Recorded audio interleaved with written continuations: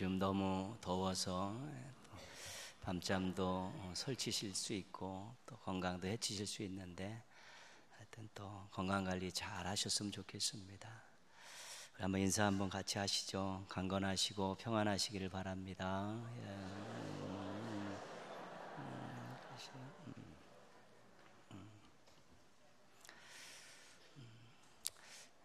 자신의 능력으로 감당하기 힘든 일을 만났을 때 나오는 탄성이 어찌합니까? 어떻게 할까요? 라는 탄성입니다. 제 힘으로 할 수 없는데 어찌합니까? 어떻게 할까요? 아주 굉장히 절규에 가까운 절망적인 그런 탄성입니다. 이 두 탄성이 다 들어가 있는 우리 대중가요가 있는데요. 임재범의 고해라는 노래입니다. 한 여자를 사랑하게 됐는데 자신이 사랑해서는 안 될 그런 여인이었습니다. 그래서 잊으려고 하는데 도저히 죽기보다 힘이 들고요. 분명히 자신이 그 일을 계속하게 되면 비난을 엄청나게 받을 것인데 두렵지 않다는 것입니다. 그래서 저는 고해를 하는 거죠. 고해성사를. 제가 그녀를 사랑한 것이 죄라면 용서해 주시고 벌을 내리시면 벌을 받겠습니다. 그러나 그녀와의 사랑을 계속할 수 있게 해주십시오라는 그런 내용입니다. 첫하고 끝만 말씀드리면요, 어찌합니까? 어떻게 할까요? 제가 감히 그녀를 사랑합니다. 용서해 주세요. 벌하신다면 저 받을게요. 허나 그녀 하나만 허락해 주세요. 마음을 접으려고 하는데 안 된다는 것입니다. 그래서 어찌합니까? 어떻게 할까요? 라고 지금 탄식하는 것이죠. 이 남자는 이 문제를 잘 해결했을까요? 어떻게 해결했을까요? 저도 잘 모릅니다. 이런 개인적으로도 자기 마음을 어찌할 수 없는 것 때문에 어찌합니까? 어떻게 할까요? 라는 그런 탄성을 지를 수 있다는 것이죠.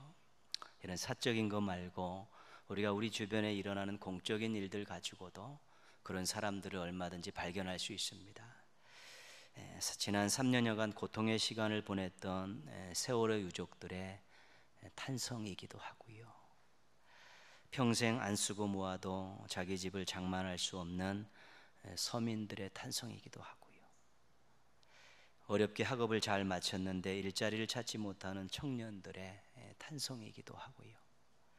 갑질을 당한 많은 을들도 이런 탄성을 수도 없이 또 질렀을 것입니다. 국가가 중요합니다. 또 정부가 중요하고요. 지도자들이 중요합니다. 국민들이 이런 탄성들을 지르지 않게 하는 것이 국가의 사명입니다. 국민들의 이런 탄성을 해결해 주는 것이 정부가 해야 될 일입니다. 국민들이 고통의 탄성이 아니라 감격의 탄성을 지를 수 있게 하는 것이 지도자들의 역할입니다. 그래서 교회와 성도들은 나라의 일에 관심을 가지고 기도해야 되고요. 또 좋은 지도자를 뽑고 좋은 지도자들을 배출해내고 또 잘못된 것에 대해서 말로 행동으로 또 이렇게 이야기하고 또 이 일을 제기할 수 있는 그런 일들을 계속 해나가야 되는 것입니다. 왜냐하면 그 공동체와 그 지도자들은 하나님이 만드시고 세우셨기 때문에 그렇습니다. 이 땅의 그 어느 곳에든지 하나님의 뜻이 이루어지는 일들을 교회와 성도들이 해야 되기 때문에 그렇습니다. 그래서 관심과 기도를 멈출 수 없습니다. 끊임없이 우리가 노력하면서 이 나라 이 사회 안에서 이런 탄성을 지르는 사람들이 생겨나지 않도록, 자신의 힘으로는 이 어려운 환경을 해결할 수 없어서 어찌합니까? 어떻게 할까라고 탄성을 지르는 국민들이 사라질 때까지 끊임없이 노력해야 되는 것이죠. 그 나라가 완성되는 나라가 하나님 나라입니다. 공평과 정의를 가지고 서로 사랑하며 서로 나누며 함께 어우러져 살고 또 정의가 바로 서서 올바르게 행하는 사람들이 인정받고 또 잘못한 사람들이 또 책임을 묻는 그렇게 아름다운 사회가 바로 하나님 나라에 가까운 사회이고 나라입니다. 그래서 우리가 때로는 나라를 바라보면서 어찌합니까? 어떻게 할까요? 라는 탄성이 솟아날 때가 많이 있고, 그런 사람들을 볼 때마다 우리의 마음이 또 답답하고 먹먹한 것입니다. 교회도 마찬가지입니다. 한국 교회도 지금 일어나고 있는 가장 이슈가 되는 일은 육군 대장이 공관병들에 대해서 갑질을 한 것입니다. 이런 일들이 있을 때마다 저는 그 사람의 그 종교를 찾는 습관이 있습니다. 그래서 찾아봤더니 장로입니다. 그죠? 그걸 바라보면서 하나님, 이 나라 이 교회를, 이 교계를 어찌합니까? 어떻게 할까요? 라는 탄식이 나올 수밖에 없죠. 하나님의 종으로 사는 것이 아니라 그냥 사회적인 지위와 권력을 가지고 그냥 그렇게 산 것입니다. 그런데 명분은, 겉으로 드러난 포장들은 전부 하나님의 종의 모습인데 어찌해야 될까? 어떻게 해야 될까? 이 탄식이 날 수밖에 없죠. 바로 우리의 문제인데요, 우리 한국교회의 문제, 바로 우리 성도들의 문제고 하나님의 문제이기 때문에 이걸 또 우리들이 이런 탄식을 할 수밖에 없으면서 또 어떻게 해야 되는가 고민이 생겨날 수밖에 없습니다. 우리 주변에는 개인들도, 또 작은 공동체들, 또 교계도, 나라도, 사회도, 또 때로는 가정에서도 어찌합니까? 어떻게 할까요? 라는 또 탄성이 또 저절로 나오는 일들이 생겨나고 있는 것이죠. 그것을 바라보면서 안타깝고, 또 우리는 도대체 그걸 바라보면서 어찌해야 되고 어떻게 해야 될 거라고 또 탄성을 부리는 일들이 계속해서 일어나고 있는 것이죠. 그래서 우리가 이런 어려운 일들을 만났을 때 먼저 우리가 이 문제에 대해서 잘 해결을 하고, 또 그러한 문제들을 잘 해결할 수 있는 또 그런 좋은 영향력 있는 신앙인들과 또 교회들을 만들어 가야 되는 것입니다. 이 땅에서 어찌합니까? 어떻게 할 거라는 탄성이 사라지도록 우리 교회와 성도들이 지금보다 더 노력하고 더 힘을 써서 또 하나님의 뜨거운 사랑과 하나님의 또 아름다운 역사가 또 이 땅에 있는 많은 공동체와 사람들에게 임하기를 주님의 이름으로 축복합니다. 우리 신앙인 개인적으로도 이런 탄식들을 할 때가 꽤 있습니다. 신앙의 대선배인 모세는 이런 일을 참 많이 당한 지도자입니다. 출애굽의 여정, 그 모든 것들을 감당하는 사명자로서 이런 일들을 굉장히 많이 당했죠. 특별히 가데스 바네아에서요 12명의 정탐꾼을 가나안 땅으로 보냅니다. 이제 40일 정탐의 기간이 끝나고 그들이 돌아오면 우리는 약속의 땅에 들어간다, 이제 그러한 부푼 가슴을 안고 그들이 돌아오기를 기다립니다. 돌아왔습니다. 근데 10명이 부정적인 보고를 합니다. 2명 여호수아 갈렙은 긍정적인 보고를 하지만 부정적인 보고에 귀가 눌려서 말이 통하지가 않습니다. 그 부정적인 보고의 내용은 무엇이냐면 죽고 싶으면 가나안에 들어가라입니다. 죽고 싶으면 들어가라, 죽으려면 들어가라, 이것이 부정적인 보고의 핵심 내용입니다. 청천벽력과 같은 보고가 들어온 것이죠. 백성들이 밤새도록 통곡합니다. 모세와 아론을 원망하기 시작하고요, 애굽으로 돌아가자고 막 선동하는 사람들이 막 생겨나고요, 절대 그렇지 않다라고 만류하는 여호수아와 갈렙을 돌로 쳐 죽이려고 합니다. 더 이상 어떻게 해볼 도리가 없습니다. 권위를 내세워서 제압할 수도 없고 말로 설득할 수도 없습니다. 거의 폭동에 가까운 그런 일들이 일어났기 때문에요. 어찌합니까? 어떻게 할까요? 지도력의 한계 앞에 서 있는 그런 모세의 탄성입니다. 그런데 민수기 14장 15절은 이렇게 말씀하고 있습니다. 모세와 아론이 이스라엘 자손의 온 회중 앞에서 엎드린지라. 그들이 납작하게 엎드렸습니다. 돌을 피하려고 엎드렸을까요? 또 백성들에게 잘못했다고 그런 마음을 가지고 속죄하는 마음으로 엎드렸을까요? 그 다음 이야기를 보면 모세가 하나님과 대화하는 장면이 나옵니다. 그러니까 모세는 하나님 앞에 납작하게 엎드린 것입니다. 하나님, 어찌합니까? 어떻게 해야 합니까? 라고 하나님 앞에 그 문제를 다 내놓고 완전히 항복을 하고 있는 것입니다. 하나님께서 모세에게 다가오셔서 대화합니다. 나는 이렇게 생각한다. 모세가 그러시면 안 됩니다. 계속 대화를 주고받으면서 하나님께서 결정을 내리십니다. 네가 이 대책 없는 백성들을 또 끌어안고 가겠다고 하니까 내가 허락은 하겠다. 네가 백성들을 사랑하는 마음을 알기 때문에 허락은 하겠다. 그러나 나를 거역하고 나를 무시한 이 백성들은 40년 동안 광야에서 뺑뺑이를 돌아야 된다. 그 정도의 벌은 받아야 된다. 그렇게 모세하고 하나님하고 대화를 해서 이 문제를 그렇게 풀었습니다. 결국 모세는 그 백성들을 40년 동안 또 광야 생활을 또 하는 걸 다 지켜보고 나서 또 그들을 안고 그들을 이끌고 또 모압 평지로 해서 이제 가나안 땅을 향해 떠나게 되는 것이죠. 하늘이 무너져도 하나님의 귀는 열려져 있습니다. 인간의 절망이 하나님께 소망이고요, 인간의 끝이 하나님께 시작입니다. 감당할 수 없는 일이 생겨서 어찌합니까? 어떻게 할 거요? 라는 탄성이 나올 때가 있습니다. 지체 없이 은혜의 보좌 앞으로 나아가십시오. 하나님 앞에 납작 엎드리십시오. 그리고 모든 것을 낱낱이 다 하나님 앞에 고하고 간구하십시오. 하나님의 응답에 대한 약속이 지금도 생생하게 살아 있습니다. 너는 내게 부르짖으라. 내가 내게 응답하겠고 내가 알지 못하는 크고 은밀한 일을 내게 보이리라. 이 약속이 지금도 여전히 예레미야를 통해 주신 약속이 유효한 것입니다. 어찌합니까? 어떻게 할까요? 제 능력 밖의 일입니다라는 그런 절망 상황에서 걱정을 한다 해서 해결될 수 없습니다. 티벳의 속담 가운데 이런 속담이 있습니다. 걱정을 해서 걱정이 해결된다면 걱정할 것 없겠네. 걱정해 소용없는 일입니다. 어디 가서 손 벌려도 소용없는 일입니다. 그러나 은혜의 보좌 앞에 나가 납작하게 엎드려서 하나님 앞에 부르짖을 때 너는 내게 부르짖으라. 내가 내게 응답하겠다.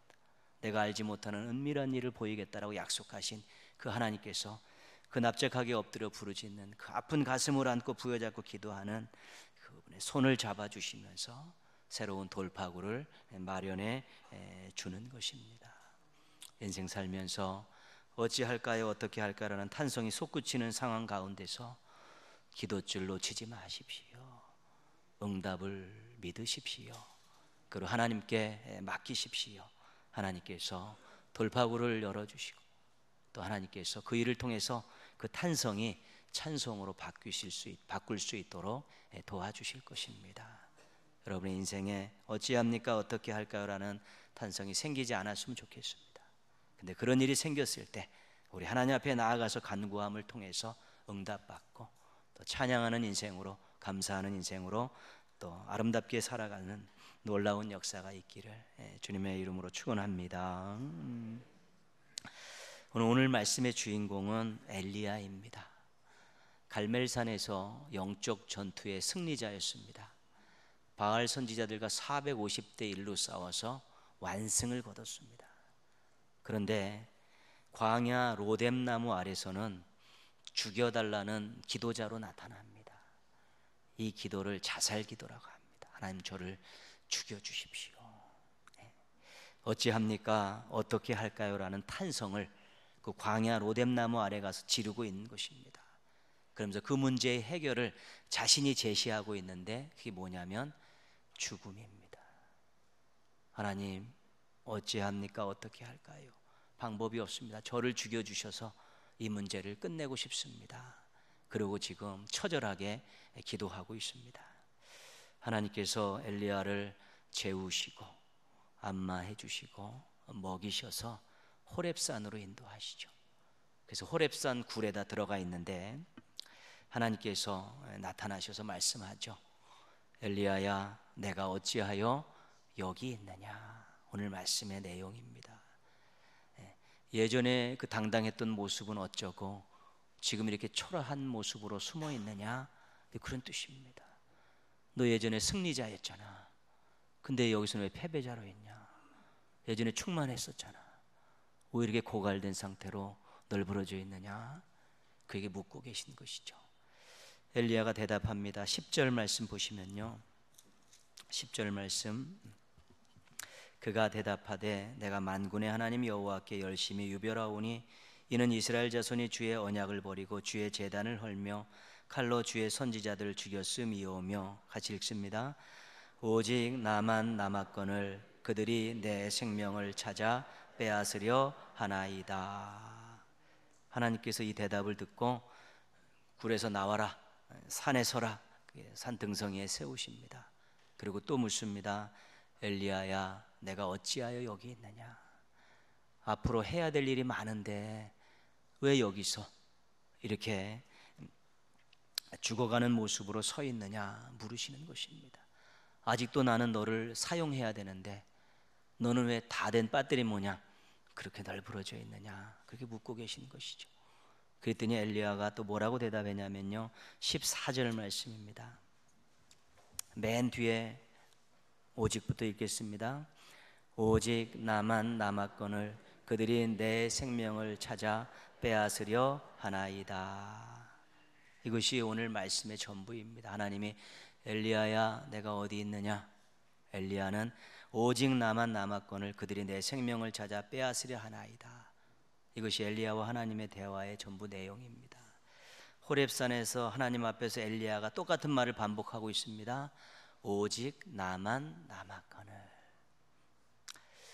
혼자라는 것입니다. 자신을 이해해 줄 사람도 없고 자신과 함께 힘을 합쳐서 싸울 사람도 없다는 것입니다. 자신의 생명을 해야 할 원수들만 주변에 가득하다는 것입니다. 하나님, 혼자 남았는데 나 혼자인데 어찌합니까? 어떻게 해야 합니까? 라고 하나님 앞에 지금 주구장창 계속해서 매달리고 있고, 이 문제가 해결되지 않으면 저를 죽여서라도 이 문제를 해결해 달라고 매달리고 있는 것이죠. 아무것도 할 수 없는 인생이 된 것이죠. 죽음밖에 선택할 수 없는 그런 인생의 기로에 서 있는 것입니다. 근데 이 엘리야의 체험 섞인 말 속에 엄청난 신앙의 모순이 있습니다. 착각이 있습니다. 지금 엘리야가 누구와 대화하고 있습니까? 하나님과 대화하고 있습니다. 갈멜산에서 바알 선지자 450명과 싸울 때, 그때 엘리야를 도왔던 사람이 있었습니까? 한 명도 없었습니다. 백성들은 중간에 머물러서 관망하다가 이긴 쪽에 붙으려고 기회만 엿보고 있었습니다. 혼자 싸웠습니다. 그런데 이겼습니다. 어떻게 이겼습니까? 엘리야가 잘나서 이겼습니까? 하나님께서 불로 응답해 주셨기 때문에 이긴 것입니다. 그렇죠. 하나님은 엘리야와 한 번도 떨어지신 적이 없었습니다. 갈멜산 그와 함께 하시면서 그에게 불로 응답하셔서 그에게 승리를 안겨주셨고요, 로뎀나무 아래서 죽여달라고 기도할 때도 재우시고 안마해 주시고 먹이시면서 그의 기력을 회복해 주셨고요, 호렙산에 찾아와서 있는 너에게 엘리야야 네가 왜 여기 있느냐고 자꾸 물으시면서 그를 깨우려고 자꾸 하나님께서는 내가 너 앞에서 지금 묻고 있지 않느냐라고 끊임없이 하시면서 엘리야에게 함께 하셨습니다. 네 혼자가 아니라는 것을 지금 계속 깨우치고 있는 것입니다. 우리가 간혹가다 이런 경험들을 합니다. 혼자 앉아 있는데 누가 문을 빼꼼히 열더니 한번 둘러보고 아무도 없네, 그리고 나가는 것이죠. 그럼 그 사람은 나는 사람도 아니냐, 그런 생각들 우리가 우스갯소리로 하지 않습니까? 하나님이 지금 그런 심정이시죠. 갈멜산에서 불로 응답해서 승리를 안겼고, 로뎀나무에서 휴식을 취하면서 그에게 원기를 회복시켜 주시고, 호렙산에서 지금 대화를 통해서 그에게 새 힘을 주시려고 하는데 끊임없이 계속 혼자라는 것입니다. 혼자라는 것입니다. 신앙인들이 겪는 하나의 병 가운데 하나가 하나님의 부재를 느끼는 것입니다. 이걸 영적 침체라고 이야기합니다. 예배를 드리면서도 하나님의 임재를 못 느낍니다. 찬양을 올려드리고 기도를 하면서도 하나님의 임재를 못 느끼죠. 일상의 삶에서 하나님의 함께 하심에 대한 감동이 없습니다. 고난의 자리에서 자신을 도우시는 하나님에 대한 만남의 경험들이 없죠. 그러니까 항상 하나님이 없는 것 같다, 그런 마음을 갖고 살고, 주변에서 사람들이 조금 안색이 안 좋고 조금 불화가 있으면 나만 남았다, 나 혼자다, 그러면서 자기 자신을 한없이 초라한 인생으로 생각하는 경향들이 있다는 것입니다. 영적 침체를 당하면 하나님이 안 계신 것 같은 생각이 들고, 신앙 행위는 다 합니다. 예배도 드리고 기도도 드리고 찬양도 드리고 봉사도 하는데 하나님의 임재는 느끼지 못합니다. 그것을 우리가 영적 침체라고 하는 것입니다. 그러니 기쁨이 없습니다. 평안함이 없습니다. 열정도 없습니다. 의지도 없습니다. 도전 정신도 없는 것이죠. 그냥 여태까지 해왔던 것들 아무 감흥 없이 그냥 하는 것이죠. 하나님의 임재를 느끼지 못하는, 하나님이 부재하다는 걸 느끼는 영적 침체가 위험한 것입니다. 피곤하면, 너무 피곤하면 영적 침체 경험할 수 있습니다. 너무 바빠도 영적 침체 경험할 수 있습니다.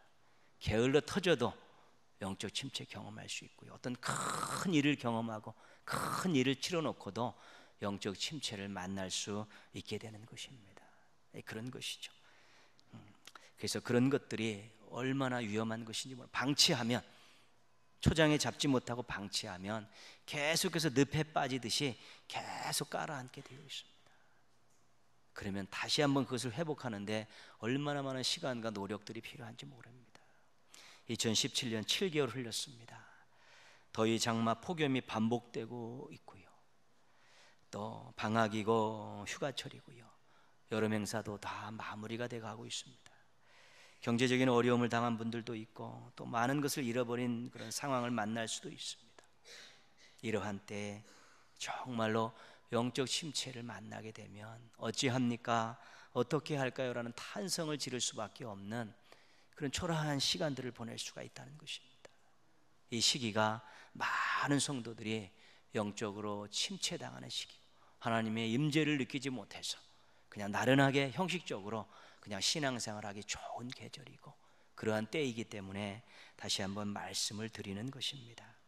하나님께서 어떻게 해결해 주셨냐 하면 세미한 음성으로 해결해 주셨습니다.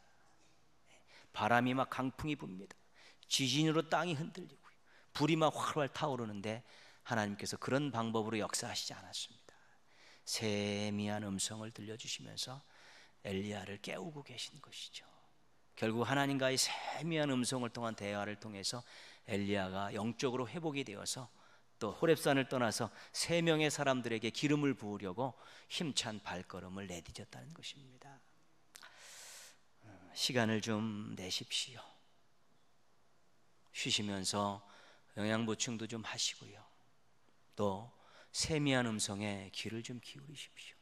말씀 펴놓고, 내가 이 올여름에는 반나절 잡아서, 하루 잡아서 내가 로마서를 한번 읽고 하나님의 세미한 음성을 들어보겠다고,